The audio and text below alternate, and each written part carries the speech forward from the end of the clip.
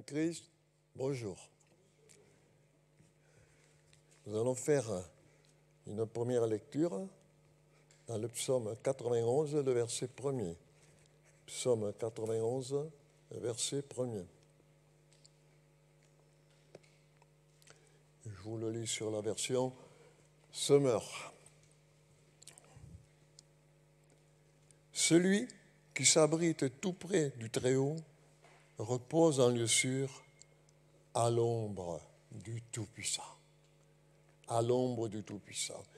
Nous pouvons donc appeler cette prédication à l'ombre du Tout-Puissant, c'est-à-dire à l'abri du Tout-Puissant. C'est un refuge sûr, sous les ailes divines. C'est la confiance, c'est la protection donc toute suffisante de Dieu. Quand le Seigneur ressuscité se présente aux siens assemblés dans la chambre haute, il leur montre d'abord ses mains, nous est-il dit, et ses pieds qui gardent le souvenir de ses souffrances.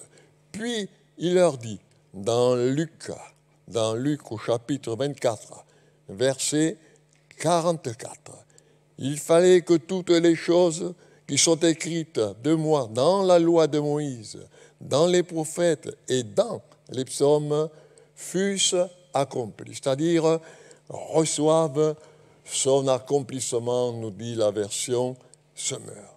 Aussi, aujourd'hui, il désire faire brûler, je dirais, nos cœurs pour lui. Il ouvre aussi notre intelligence pour entendre les Écritures. Et conduit, je dirais, par son esprit, nous pouvons comprendre le caractère prophétique de nombreux psaumes qui ont d'abord en vue, je dirais, sa personne et son œuvre. Il en est ainsi donc du psaume 91 qui donne à sa méditation, je dirais, un prix tout particulier. Il nous parle donc de confiance.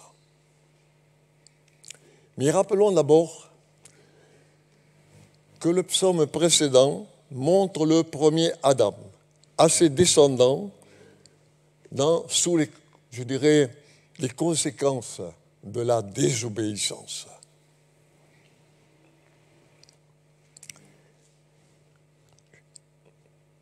Donc Adam a désobéi et il est dit que ceux qui passent s'y adressent à celui qui demeure. Cela veut dire que leurs iniquités ont provoqué la colère divine.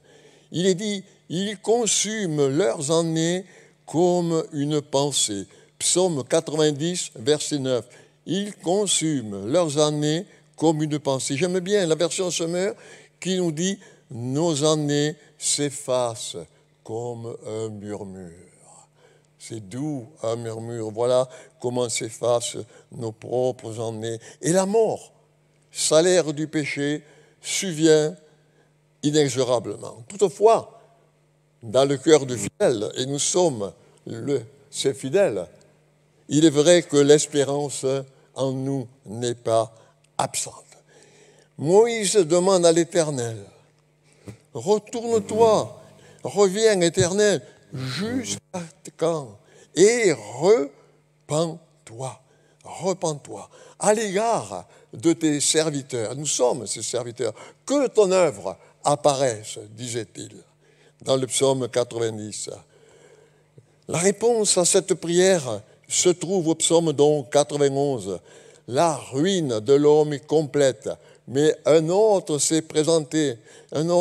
s'est présenté le dernier Adam, c'est-à-dire Jésus, venir pour accomplir l'œuvre de rédemption, dont cette œuvre glorieuse, cette œuvre magnifique.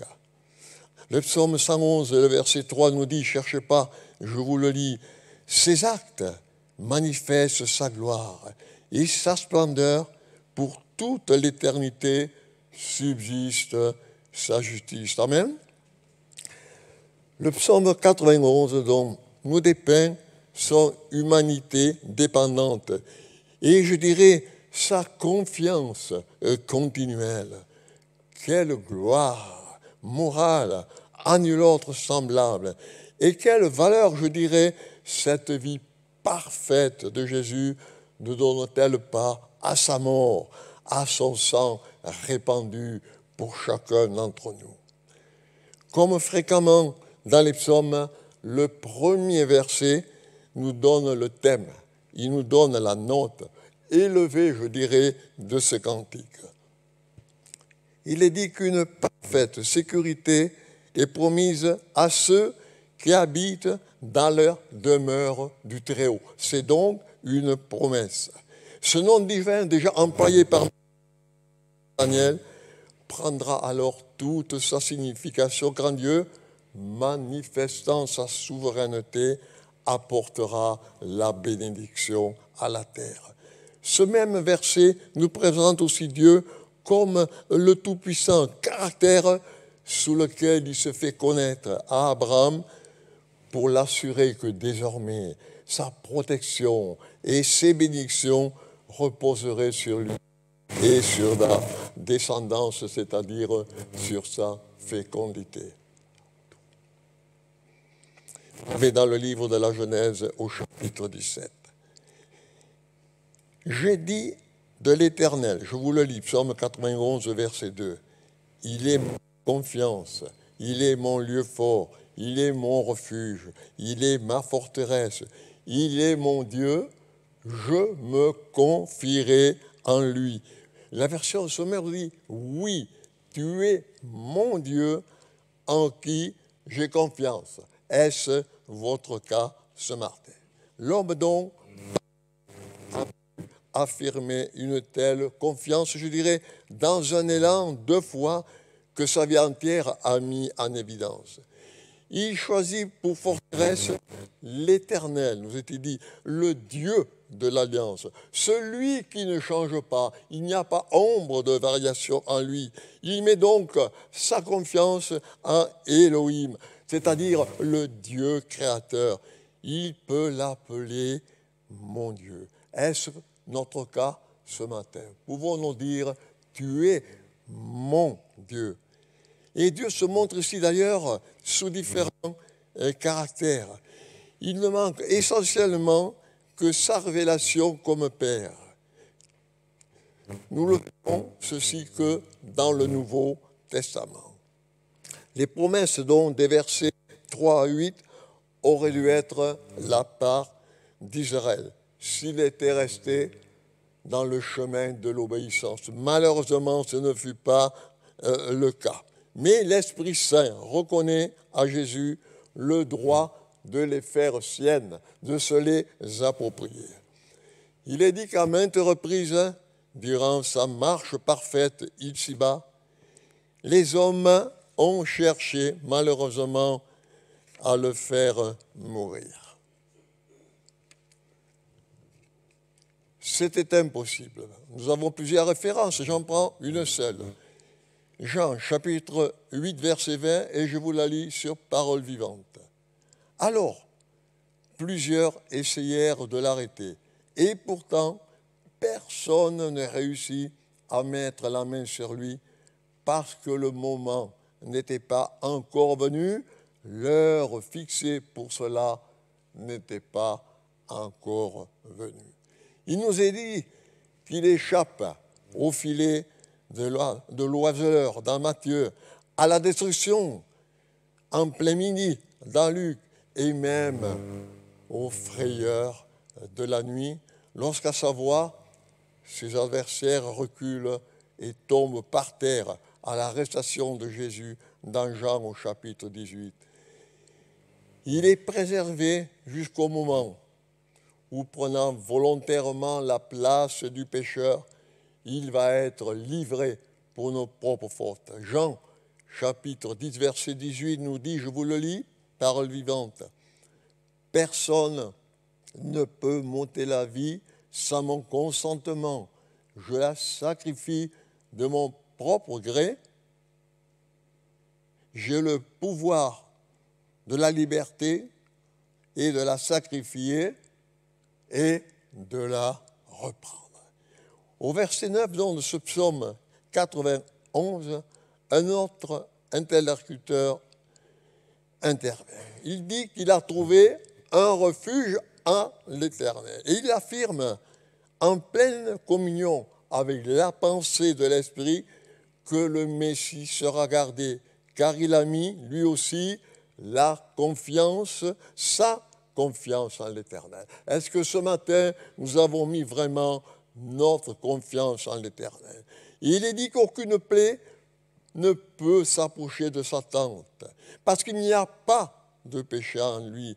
La maladie et la mort en sont les conséquences et ne peuvent pas l'atteindre. Il se confie, nous est-il dit, en Dieu, à l'abri de ses ailes. Confions-nous comme lui, à l'abri de ses ailes. Il est sans crainte, soyons sans crainte, mes bien-aimés, pendant son voyage, à travers un monde hostile. Et nous vivons, nous aussi, dans un monde hostile. Une escorte, nous est-il dit, l'entoure. Des anges ont reçu des ordres à son sujet. Et Satan connaît lui aussi cette écriture. Il sait bien que les promesses de ce psaume concernent le Seigneur. Et quand pour le tenter au début de son ministère, il le transporte sur le faîte du temple, il ose lui citer ce verset dans Matthieu au chapitre 4. « Si tu es le Fils de Dieu, jette-toi en bas, car il est écrit, il donnera des ordres à ses anges à ton sujet, ils te porteront sur leurs mains de peur que tu ne heurtes ton pied contre une pierre. » Une autre version dit que ton pied ne se blesse contre une pierre. La citation est volontairement tronquée par le malin. Il le met de dire « et de te garder dans toutes tes voies ». Le diable et ceux qui le suivent sont très dangereux quand ils citent l'Écriture. Une demi-vérité qui n'est autre chose qu'un mensonge est d'autant plus pernicieuse qu'elle semble revêtue de l'autorité de la parole de Dieu. Tout aussi dangereuse est l'insistance sur cette vérité au détriment d'une autre laissée volontairement dans l'ombre. Vous m'avez compris? Mais il est dit que toutes les voies de l'homme parfait étaient réglées par l'obéissance. Nous devons nous aussi être obéissants comme l'homme parfait, c'est-à-dire le Christ Jésus. Quand lui parvient l'appel angoissé des deux sœurs de Lazare, c'est-à-dire Marthe et Marie, son ami, et il est dit, celui que tu aimes est malade. Et parole vivante dit, Seigneur, ton ami est malade. Sommes-nous l'ami du Seigneur Jésus?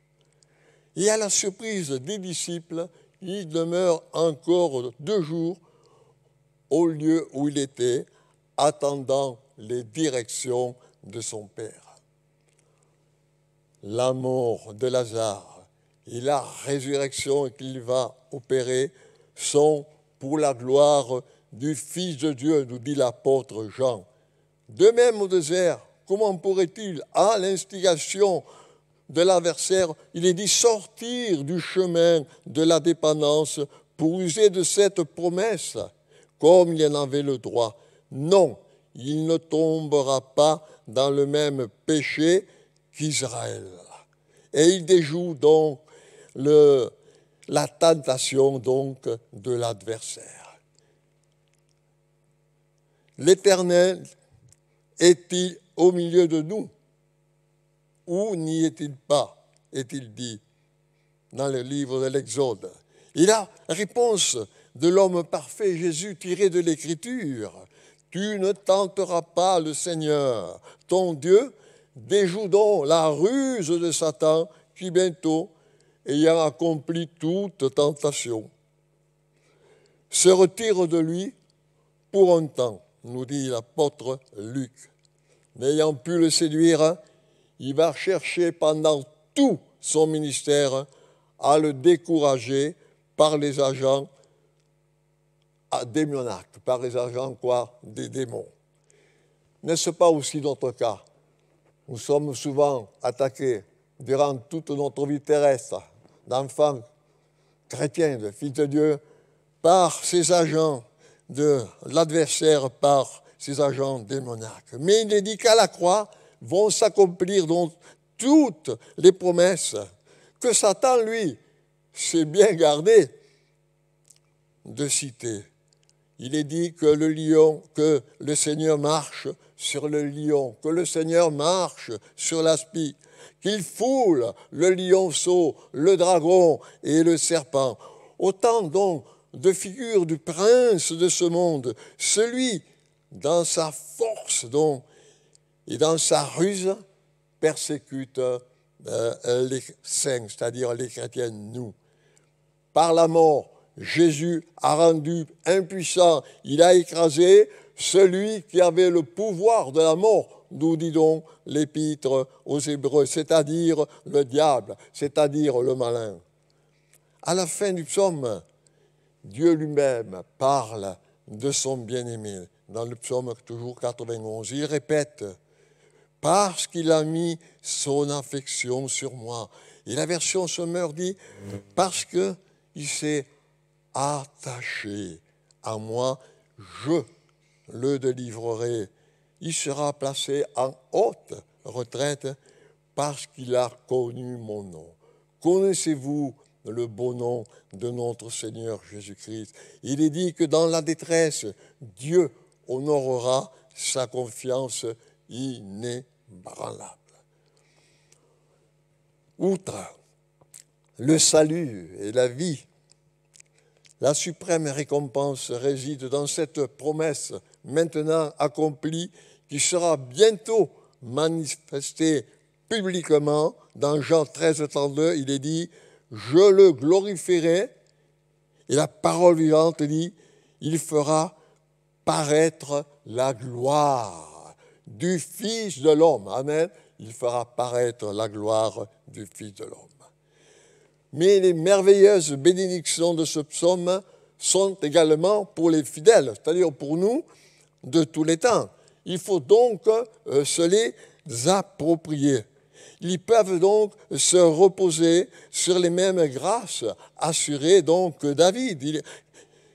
Il est dit « Car il me protégera dans son tabernacle au jour du malheur ». Amen.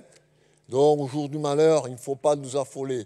Nous savons que le Seigneur nous protégera. Nous savons donc que le Seigneur est avec nous.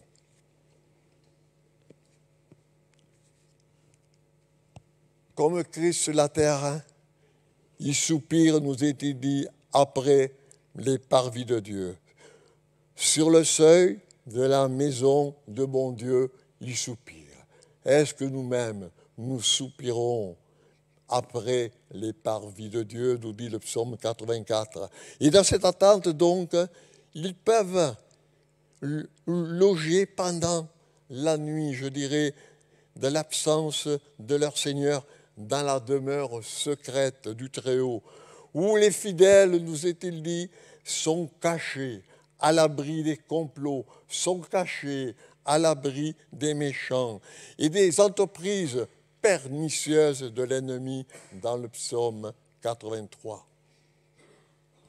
Mais pour jouir d'une si précieuse protection, il faut avec humilité et obéissance rester dans une étroite dépendance de Dieu. Il n'a pas dit qu'il nous garderait sur notre propre chemin, mais non sur le sien. Notre insouciance parfois et notre insoumission nous font souvent oublier celui qui rôde autour de nous, cherchant qui il pourra dévorer, et vous le connaissez très bien. Le terrible arsenal de Satan, décrit dans les versets 3 à 6 du psaume 83, montre en effet combien nous avons besoin d'être constamment entourés d'une haie de protection. Il nous est dit que l'ennemi est comparé à un oiseleur, d'autant plus à craindre qu'il est caché et l'on sait.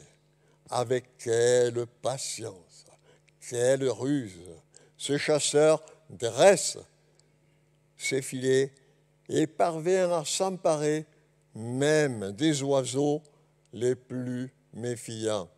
Méfions-nous, Ecclésiaste, chapitre 9, verset 12.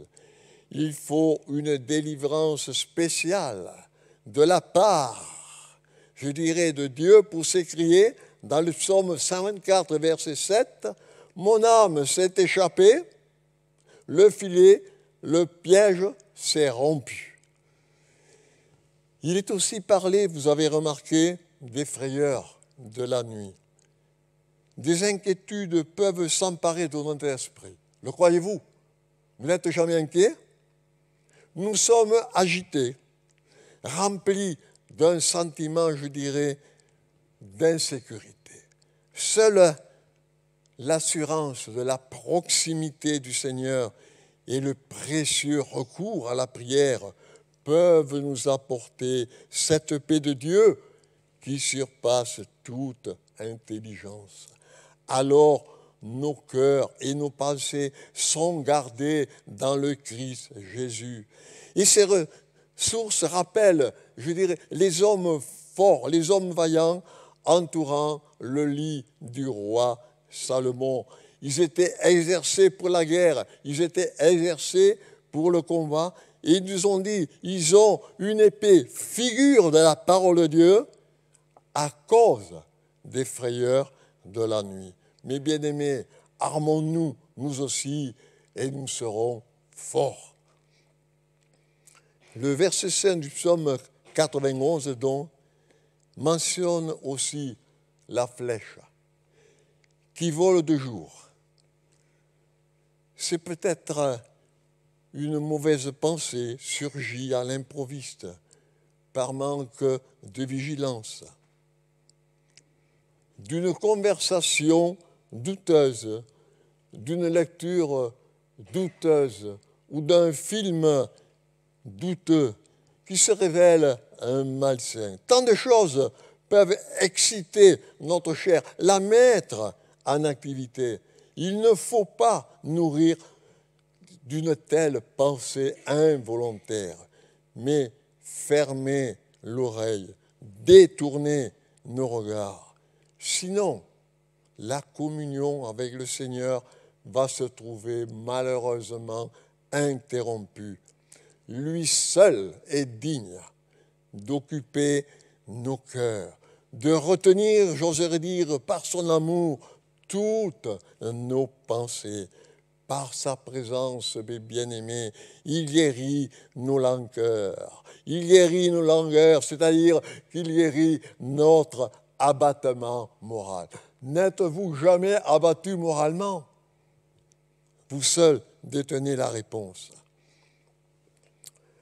Au verset 6, il nous est dit la peste qui marche dans les ténèbres, qui marche dans l'obscurité.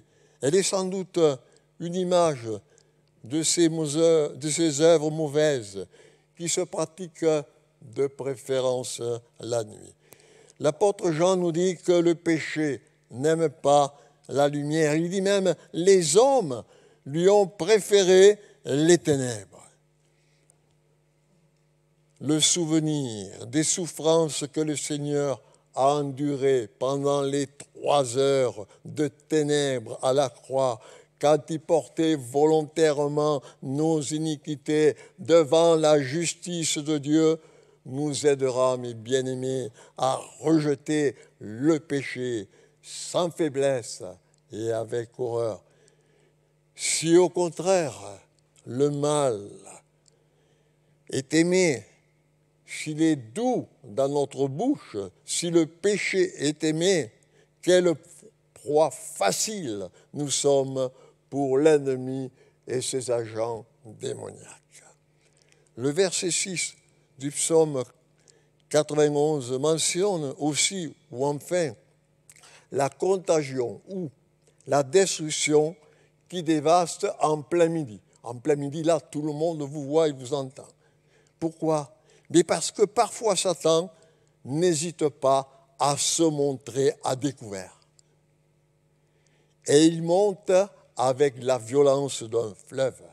Le prophète Ésaïe nous le dit, 59, verset 19. Je vous le lis. Quand l'adversaire viendra comme un fleuve, l'Esprit de l'Éternel le mettra en fuite. Amen. Pensons aux coups répétés qu'il a portés à Job dans la main de l'adversaire. Et même la femme de Job était devenue un instrument dans la main de l'adversaire. Elle lui avait dit, maudit Dieu est mort, maudit Dieu et dégage. Voilà ce que ça voulait dire. N'oublions jamais, au milieu de si grandes épreuves qui peuvent atteindre notre esprit et notre corps, que la permission accordée à Satan est rigoureusement limitée. Dieu a dit à Satan, ne porte pas la main sur lui, épargne sa vie à Job.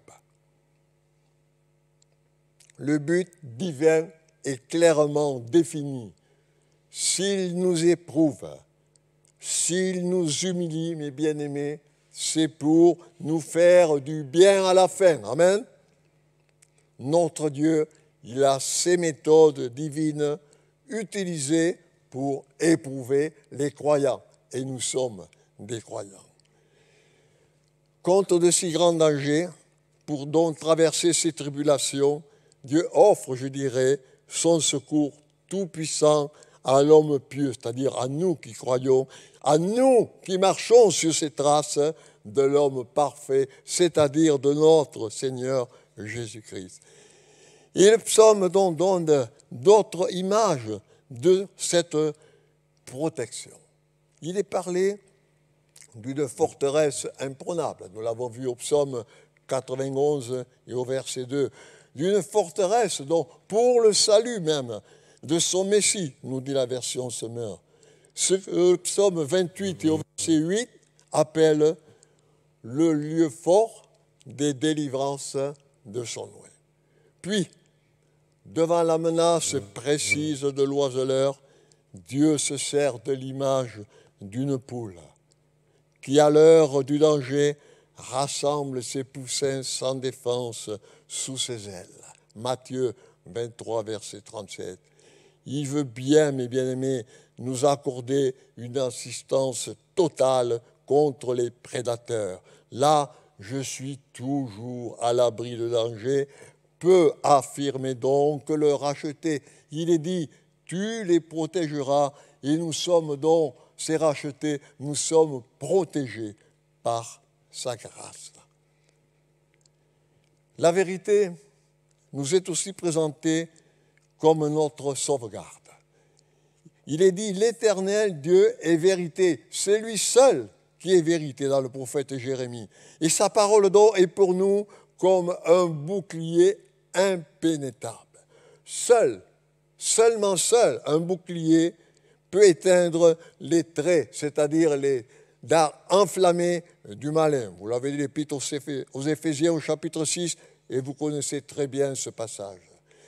À ces attaques, le Seigneur a toujours répondu par la parole. Il est écrit, il est encore écrit dans Matthieu au chapitre 4, vous l'avez.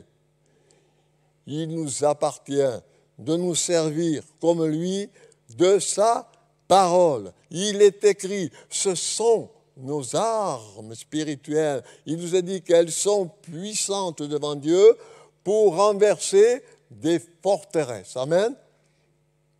Enfin, les anges, dans ce passage, dans ce psaume, sont présentés comme des administrateurs envoyés, c'est-à-dire en mission, en service, pour servir en faveur de ceux qui vont hériter du salut. Vous l'avez dans Hébreux, au chapitre 1er, au verset 14.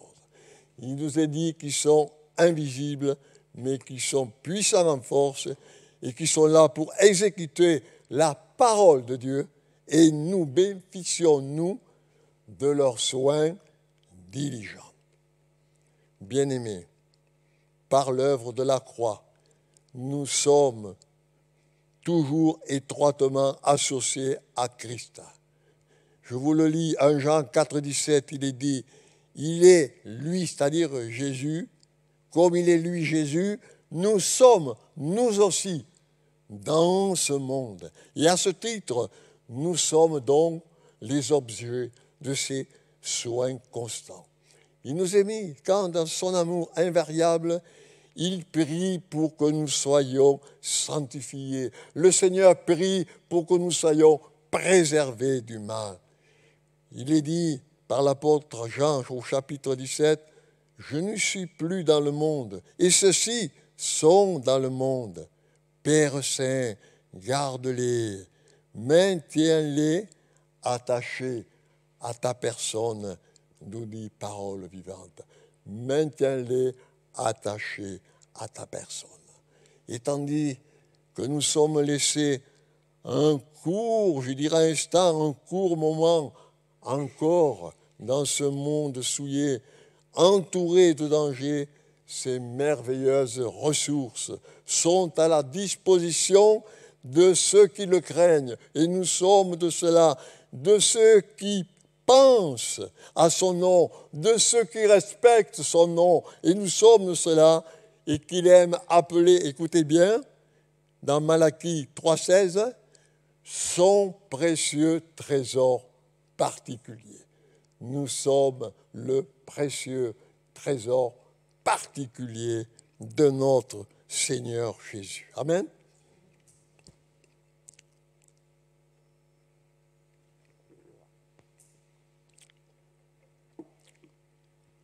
Et nous sommes aussi à l'ombre donc des ailes du Tout-Puissant. Le psaume 91 que nous connaissons, non, le verset 4 nous dit « Je t'abrite, ou il t'abrite de son aile, et caché sous son plumage, tu trouveras un refuge sûr. » Un refuge sûr.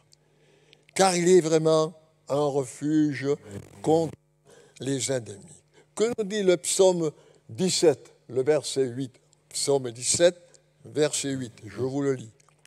« Garde-moi comme la prunelle de tes yeux, cache-moi bien à l'abri sous tes ailes. » Là, le juste, et nous sommes justes devant les méchants qui le dévastent et les ennemis qui nous entourent, c'est trouver un refuge assuré sous ses ailes protectrices et se mettre à l'abri de tout danger. Quel ennemi pourrait nous atteindre et nous faire du mal dans un tel lien, puisqu'il est le Dieu Tout-Puissant? Amen.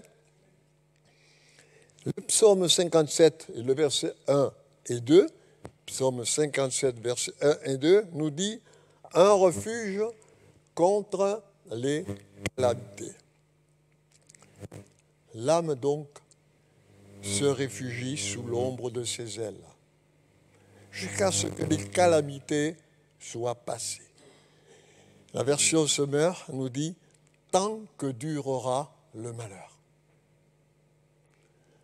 La foi, dans ces versets, y jouit de trois choses. Premièrement, elle a un refuge assuré. Deuxièmement, elle sait que les calamités, si grandes soient-elles, ne sont que pour un moment et passeront. Et oui. Et troisièmement, elle sait que le Dieu très haut qui est élevé au-dessus mène tout à bonne fin pour elle. Rachetés du Seigneur, et nous le sommes. Combien dans les jours actuels, nous avons besoin de réaliser ces trois choses, en sorte qu'elles soient vraiment des choses vécues pour nos âmes. Beaucoup d'entre nous sont dans la détresse. Les uns, je dirais, pour ce qui concerne les choses de la vie. D'autres, parce que le travail fait défaut ou un logement. D'autres, enfin, et ils sont nombreux, par la maladie, par la dépression ou par le deuil, que tout cela ait pour effet de nous approcher du Seigneur. et de nous faire chercher un refuge à l'ombre de ses ailes, en attendant que ces calamités soient passées, parce qu'elles passeront. Le Seigneur nous délivrera. Restons tranquilles, calmes, mes bien-aimés. La parole nous dit, je vous le lis, sachant que tout est entre les mains de celui qui fait concourir toutes choses pour notre plus grand bien, et que bientôt la délivrance sera apportée par celui qui vient du ciel. Le psaume 32, verset 7. Tu es un abri pour moi, tu me gardes des dangers autour de moi, retentissent les chants de la délivrance. Amen. Le psaume, chapitre 36, versets 5 à 9, psaume 36, ça va s'afficher, versets 5 à 9, nous parle d'un refuge vers la bonté et vers la fidélité de Dieu. Moi, je l'abrégerai. Nous trouvons là les fils des hommes, c'est-à-dire les humains, c'est-à-dire nous, se réfugiant à l'ombre de ses ailes bénies. Il est dit dans ce passage que l'âme y est conduite, non à cause des ennemis cette fois-ci, ni par les calamités, mais par la beauté et par la fidélité de l'Éternel, de celui dont la fidèle bonté envers son peuple ne change pas.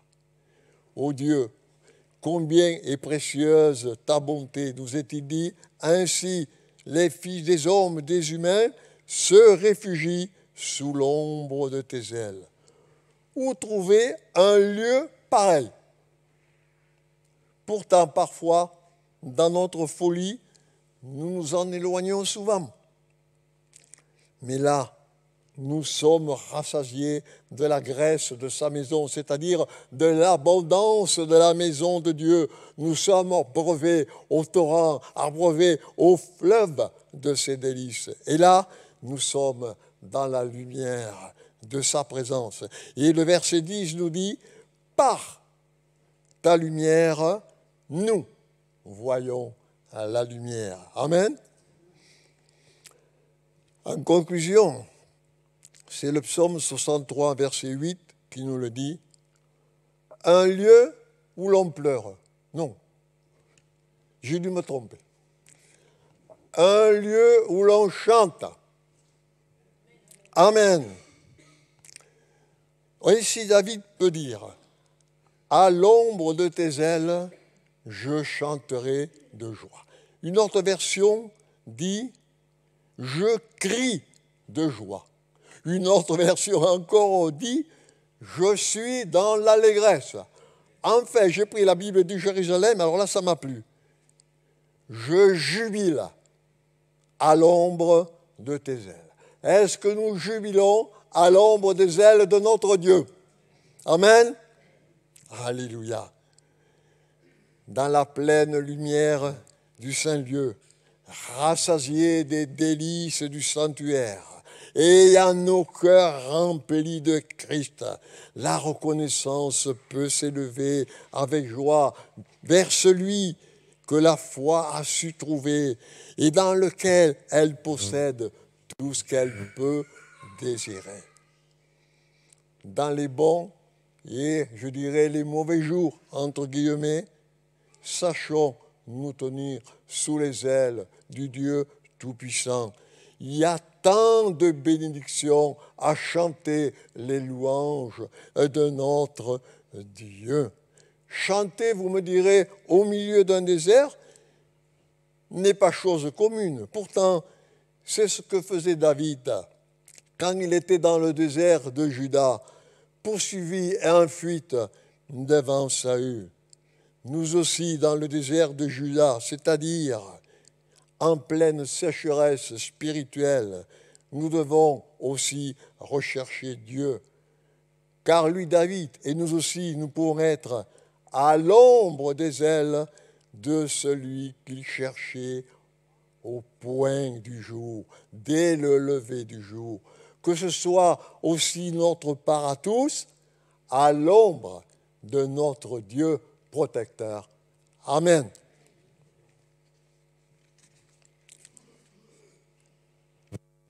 Seigneur Jésus, nous voulons te remercier pour ta parole. Ta parole, elle est la vérité. Elle nourrit notre âme. Elle nous fait du bien dans les bons comme dans les mauvais jours, dans les épreuves, dans l'anxiété, dans la maladie. Tu es là pour nous secourir et nous sommes à l'abri, à l'ombre de tes ailes.